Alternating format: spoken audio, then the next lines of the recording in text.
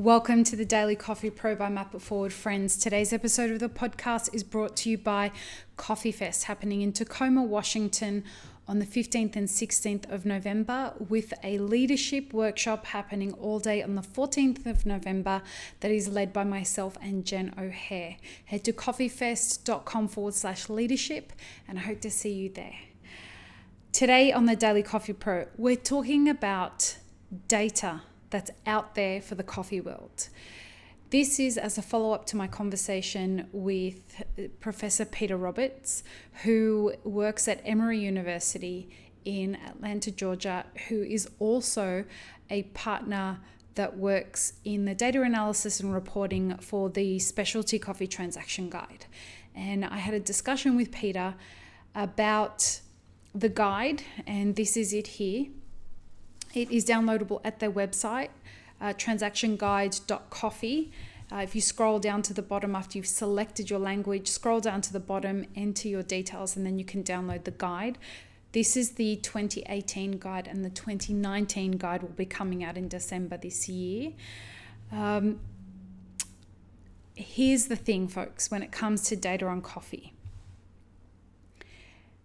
It's difficult to trust what's out there because we don't really know any hard facts about some key numbers. For example, we don't have a standardized price for cost of production. It's impossible to get a standardized per pound cost for the cost of production because the cost of production varies based on quality, it varies based on origin, processing type, a whole bunch of things. Now, when you're following a number like the C market that's determining the price of commercial grade coffee, and then specialty coffee is priced at the C market plus a differential, correlating that back to the fact that we don't know the standard cost of production, and many farmers or producers aren't well versed in calculating their cost of production unless they're bigger farmers. And it's an important part of their farming practices or they've got it built into their farming practices to understand what the numbers are. Now, because we don't have those numbers, if we don't have the cost of production, we certainly don't have the operating costs or the cost of doing business at the producer level. And this is also reflected through to the other end of the supply chain, where nobody can really give us a standardized number for what it costs to roast a pound of coffee. And again, that's because there are a bunch of variables at play there. The cost of labor in one country is more expensive than the cost of labor at another country.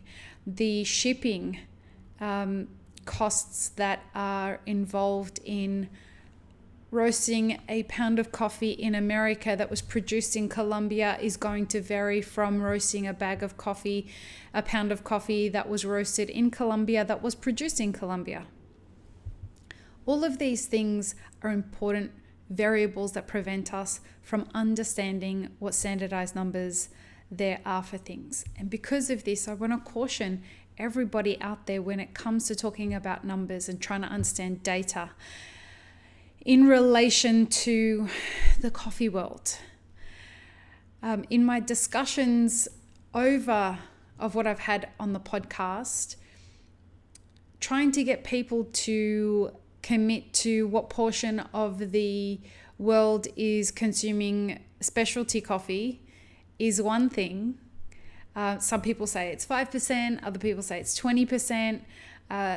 There's no published number out there that says this is the portion of the market that is absolutely specialty. And the reason, again, is we don't have a standardized definition of what specialty is.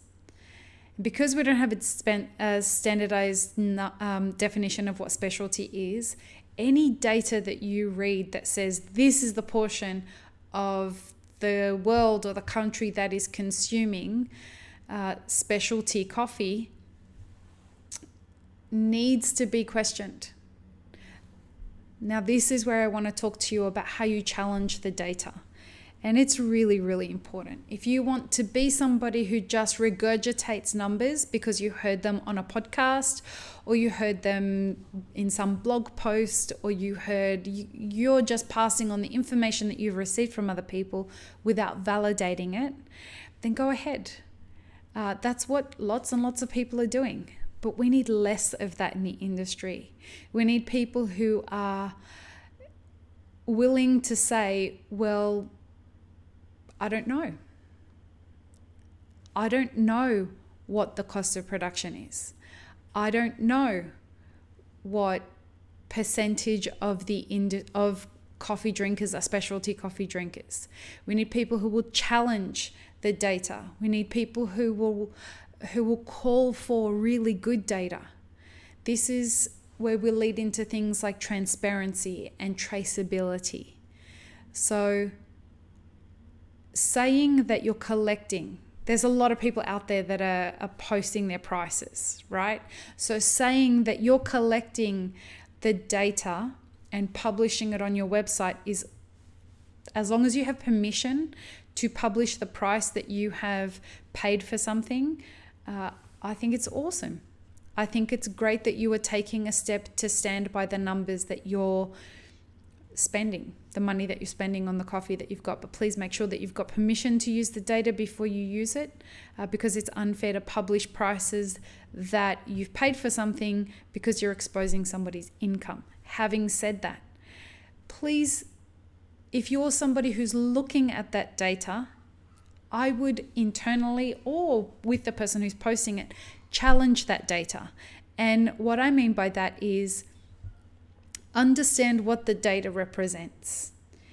Is the data representing an FOB price, which is free on board?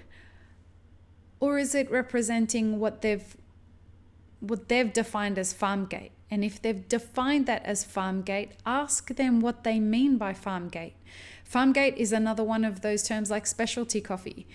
It's meant to mean one thing, but can mean many, many things. So farm gate is meant to mean the price that was paid at the farmer's gate, the proverbial farmer's gate. But what do we call that these days? Do we call that cherry? Do we call that green coffee? Do we call it somewhere in between? Is it wet parchment? Is it dry parchment? What are we defining as the farm gate? And because that price can change along the way, things like the transaction guide are having to start with FOB price, the free on board price. So this is the price that is the amalgamated price that was paid, including exporting costs, to get it onto the boat that's going to export it out of the country that it was produced in. That still doesn't tell us what a lot of us are looking to find out, which is how much has the farmer been paid for this? How much are the people that are involved and are typically making the least amount of money from coffee, how much are they receiving of the amount that's being paid FOB? How much is the exporter receiving from that? How much are people taking along the way? The kinds of people along the way can include the different mills that are involved in the process, the quiotes or the transporters. How much of that is actually landing back to the producer? Again, I invite you to challenge all the data that you're considering. And this is no small feat. We haven't challenged the data enough in the past. And so I invite you to buck the trend and to take a look at this transaction guide and see what you understand from it and what you don't understand from it. And if there's anything you don't understand but would like to understand further, get in contact with them.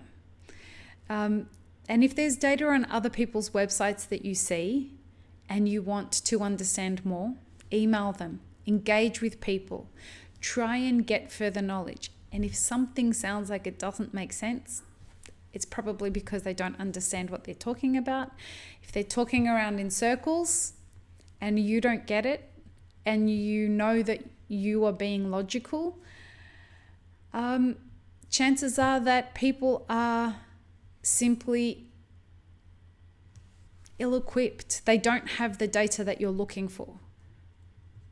And questioning can help hold people accountable for the numbers that they're putting up that perhaps aren't as legitimate as they want people to think they are. There are a lot of great people out there hoping to do the right thing and encouraging other people with their own actions to do the right thing. The way that you can make sure that you move forward in this industry with the best practice is to not take anything at face value and ask some well-intentioned questions and challenge the data. Peace on peanut butter, friends. Have an amazing rest of your day.